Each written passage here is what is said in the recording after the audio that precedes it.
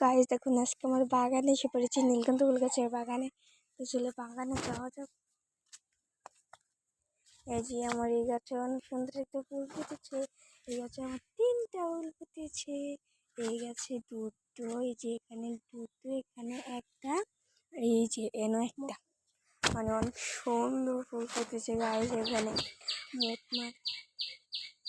8টা ফুল ফুটেছে। আর এখানে কলিও আছে, এই দুটো, একটা, 3টা কলি, 3টা কলি কাউকে ফুটবে আপনাদেরকে দেখাবো। এই যে আমি এখান থেকে এখন একটা ফুল ছিঁড়ে নেবো। এই ফুলটা যেন সতর্কতা অবলম্বন ওরম লাগে, নাহলে ফুলটা বিস্তার কি হয় না। ছিঁড়ে নিয়েছে। এখন আমি চলে যাবো আমার সূর্যমুখী ফুল গাছের বাগান। আমি হাঁটতে হাঁটতে চলে যাচ্ছি আমার সূর্যমুখী ফুল গাছের বাগান। তো গাইস আমি এখন চলে যাব আমার সূর্যমুখী ফুল গাছের বাগানে। চলে হাঁটতে হাঁটতে এসে পড়ছি।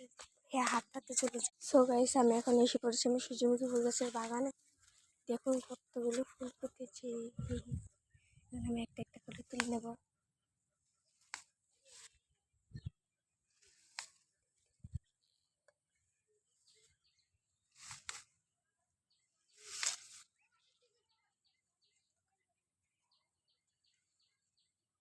এখানে ধুয়ে দিচ্ছি, এখানে অনেকগুলো ফুল ফুটেছে।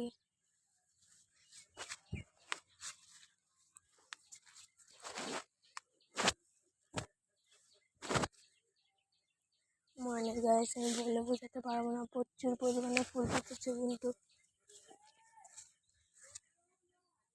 এগুলো কোনো মর্যাদাই নেই।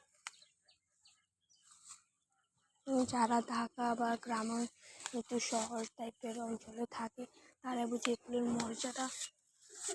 দেখুন এখানে বেড়ে দুটো হয়ে আছে, আমি দেখিনি বলতে খেয়াল করি।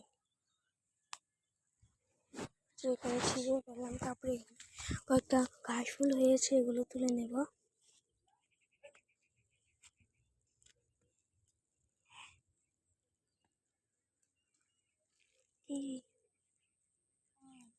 একটা ফুল দুটো ছিঁড়ে নিয়েছি। দেখুন গাছ কত কিউট দেখা যাচ্ছে। আকাশটা সুন্দর, এত ফুল ছিঁড়ে তুলে নিয়েছে আমার বাগান থেকে। কিউট তাই না গাইস? আজকের মতন টাটা। দেখুন ফুলগুলো সুন্দর। Tata, bye bye.